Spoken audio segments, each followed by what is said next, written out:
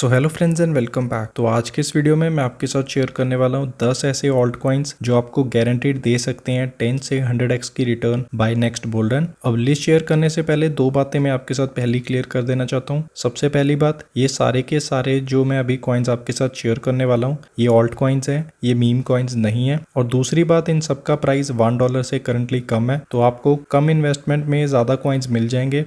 तो सबसे पहला टोकन जो हमारी लिस्ट पर है वो है गाला टोकन। ये एक गेमिंग प्रोजेक्ट है। पिछले कुछ दिनों में इस प्रोजेक्ट में हमें एक बहुत बड़ा पंप देखने को मिला है। वो इसीलिए देखने को मिला है बिकॉज रिसेंटली इन्होंने अपना 2023 का रोड मैप शेयर किया है। तो 2023 में गाला टोकन अपनी ब्लॉकचेन गिरी ब्लॉकचेन पर ट्रांसफर होने वाला है। उस ब्लॉकचेन का जो नेटिव टोकन होगा वो गाला टोकन ही होगा। उसके अलावा बहुत सारी गेमिंग कंपनीज के साथ इन्होंने पार्टनरशिप अनाउंस किया है, स्पेशली मोबाइल गेम्स के साथ। पार्टनरशिप और ब्लॉकचेन के अलावा इनकी टीम ने एक और अपडेट शेयर किया है, वो है इस प्रोजेक्ट के टोकनॉमिक्स को लेकर। तो अगर आप देखोगे इस प्रोजेक्ट की टोटल जो सप्लाई है वो 35 बिलियन टोकन्स की है, जिसमें से करंटली सर्कुलेशन में सिर्फ 6.9 बिलियन टोकन्स ही है। तो इनकी टीम ने अनाउंस किया है कि ये जो प्रोजेक्ट है ये अपने टोकन्स की बर्निंग भी स्टार्ट करने वाला है। तो जब ये प्रोजेक्ट अपनी ब्लॉकचेन पर ट्रांसफर हो जाएगा उसके थ्रू गाला टोकन बर्न होगा। और उसके अलावा जो गाला का गेमिंग प्लेटफॉर्म है उस पर भी इनका जो नेटिव टोकन है उससे जितनी भी ट्रांजेक्शन होगी उसके थ्रू भी गाला टोकन बर्न होने वाला है। तो इन्हीं न्यूज और अपडेट्स की वजह से इसमें हमें एक बहुत बड़ा पंप देखने को मिला है। और मुझे लगता है आने वाले टाइम में जो गाला होगा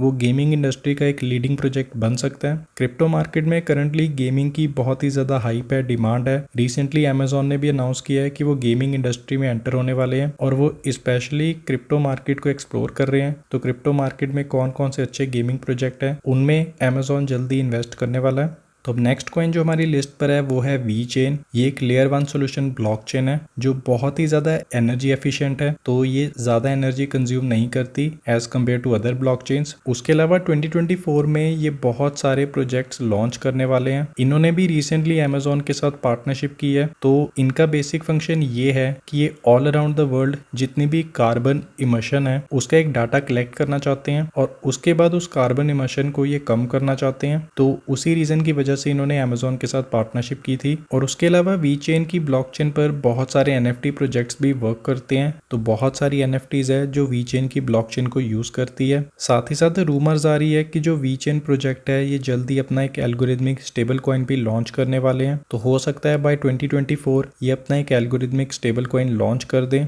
उसके बाद नेक्स्ट टोकन जो हमारी लिस्ट पर है वो है ट्रू फाइनेंस। ये एक डीफाई लेंडिंग प्लेटफॉर्म है। इस प्रोजेक्ट के थ्रू जो बड़े बड़े इंस्टीट्यूशंस है वो लोन बोरो कर सकते हैं without paying any collateral amount. तो जैसे हम एफडी के अगेंस्ट लोन लेते हैं तो अगर जो प्रोजेक्ट है उनको एफडी करवाने की जरूरत नहीं है, वो डायरेक्टली लोन ले सकते हैं। तो ये ट्रू फाइनेंस का काम है। आप इनकी ऑफिशियल वेबसाइट पर जाकर देख सकते हो कि कौन कौन से प्रोजेक्ट है, कितना अमाउंट उन्होंने बोरो किया है। अगर आपके पास थाउजेंड्स ऑफ डॉलर के स्टेबल कॉइन्स है तो आप अपने स्टेबल कॉइन्स को ट्रू फाइनेंस पर जाकर स्टेक कर सकते हो। बदले में आपको 10 से 15% की ये रिटर्न देते हैं। तो बहुत अच्छी रिटर्न आप अर्न कर सकते हो स्टेबल कॉइन्स के बदले में। और आने वाले टाइम में जैसे जैसे क्रिप्टो की अडॉप्शन इंक्रीज होगी वैसे वैसे डीफाई लेंडिंग प्लेटफॉर्म्स की डिमांड भी इंक्रीज होने वाली है। अब नेक्स्ट कॉइन जो हमारी लिस्ट पर है वो है एल्गोरेंड। ये भी एक ब्लॉकचेन कॉइन है। इनकी ब्लॉकचेन बहुत ही ज्यादा फास्ट और सिक्योर है। बट इस प्रोजेक्ट का ब्लॉकचेन के अलावा भी एक बहुत ही ज्यादा खास और इम्पोर्टेंट यूज केस है। तो ये जो कॉइन है ये मार्शल आइलैंड्स का नेशनल डिजिटल करेंसी है। और ये सिर्फ एक आइलैंड की बात नहीं है, मल्टीपल आइलैंड्स है मार्शल आइलैंड्स। आप गूगल पे सर्च कर सकते हो तो उन सब आइलैंड्स पर आप इस कॉइन को यूज कर सकते हो। उनका ये नेशनल करेंसी है। इस कॉइन की जो टोटल सप्लाई है वो 10 बिलियन कॉइन्स की है। उसमें से भी 7.1 बिलियन कॉइन सर्कुलेशन में ऐड हो चुके हैं। अब इस कॉइन के यूज केस की वजह से मुझे लगता है कि आने वाले टाइम में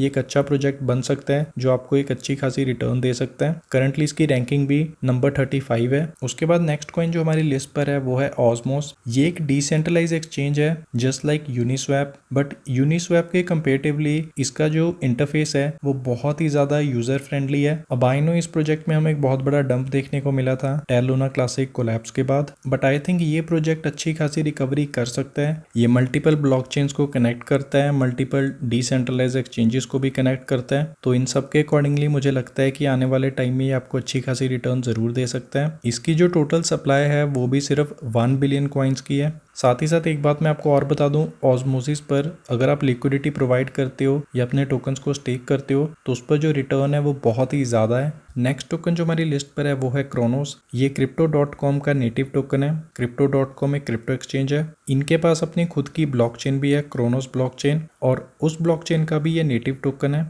क्रोनोस ब्लॉकचेन ज़्यादातर यूज़ होती है Crypto.com की ट्रांजैक्शन के लिए, तो जो डिपॉजिट और विड्रॉल्स होते हैं तो उस ब्लॉकचेन के थ्रू कर सकते हैं यूजर्स Crypto.com पर। करंटली अगर आप सप्लाई देखोगे सिर्फ 30 बिलियन कॉइन्स की है, लेकिन लास्ट ईयर इनकी जो सप्लाई थी वो 80 से 100 बिलियन कॉइन्स की थी। तो 70 बिलियन कॉइन्स इन्होंने ऑलरेडी बर्न कर दिए हैं, और आगे भी न्यूज़ आ रही है कि धीरे धीरे और कॉइन्स को बर्न करने वाले हैं। Crypto.com एक्सचेंज भी एक पुराना एक्सचेंज है, 2017 या 18 में ये लॉन्च हुआ था। तो इसके यूज़ केस को देखते हुए मुझे लगता है आने वाले टाइम में ये आपको अच्छी खासी रिटर्न दे सकता है। करंटली रैंकिंग भी इस कॉइन की नंबर 32 पर है।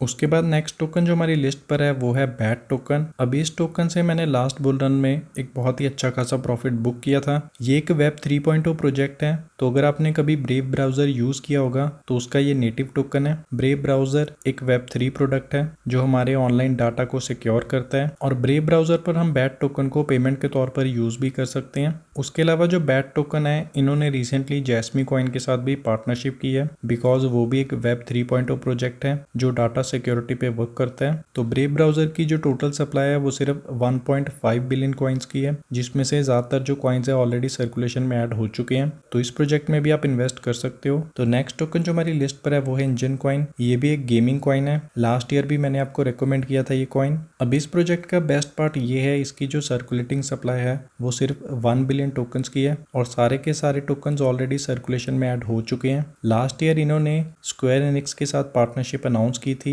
तो स्क्वायर एनिक्स एक बहुत ही बड़ी गेमिंग कंपनी है जिन्होंने बहुत अच्छी अच्छी गेम्स डेवलप की है। ऑल अराउंड द वर्ल्ड इनके ऑफिस है। तो इसी वजह से मुझे लगता है जो इंजन कॉइन है वो आने वाले टाइम में हमें एक अच्छी खासी रिटर्न जरूर दे सकते हैं, बिकॉज क्रिप्टो मार्केट में जो गेमिंग इंडस्ट्री है वो बहुत ही ज्यादा बूम कर रही है। इंजन कॉइन के अलावा आप माना और सैंड कॉइन में भी इन्वेस्ट कर सकते हो, बट एक बात का आपको ध्यान रखना होगा, उनकी जो टोटल सप्लाई है वो इंजन कॉइन से ज्यादा है। साथ ही साथ उनकी जो सर्कुलेशन में कॉइन्स है वो सारे के सारे ऐड अभी नहीं हुए हैं, तो इस बात का भी आपको ध्यान रखना होगा।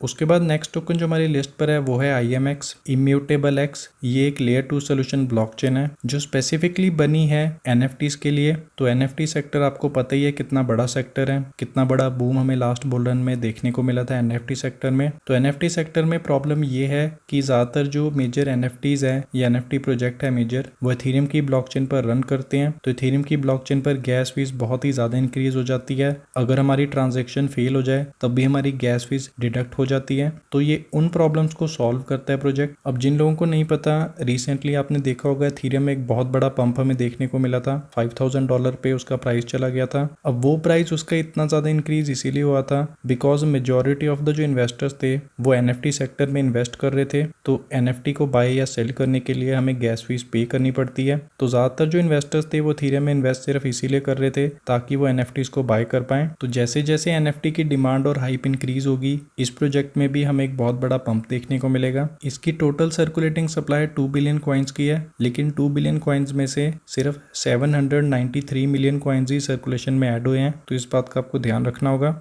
और लास्ट टोकन जो हमारी लिस्ट पर है वो है BitDAO। तो आपने क्रिप्टो मार्केट में एक वर्ड सुना होगा DAO, डिसेंट्रलाइज ऑटोनॉमस ऑर्गेनाइजेशन। तो DAO का बेसिक फंक्शन होता है वोटिंग। तो जो इन्वेस्टर्स होते हैं प्रोजेक्ट के वो इजीली वोट कर सकते हैं अगर वो उस प्रोजेक्ट के टोकन्स को होल्ड करते हैं। तो जैसे कोई न्यू प्रोजेक्ट है तो उसके लिए ये DAO क्रिएट करेगा, तो लोग क्या कर सकते हैं, बिट टोकन को होल्ड करके भी DAO में पार्टिसिपेट कर सकते हैं। तो ये DAO को सिक्योर करना चाहता है ताकि जो प्रोजेक्ट है उसमें जो वोटिंग पावर हो वो सिर्फ एक ही मेंबर के पास ना हो या 2 ही मेंबर के पास ना हो। तो ये DAO क्रिएट करता है। प्रोजेक्ट ये बहुत ही ज्यादा यूनिक है।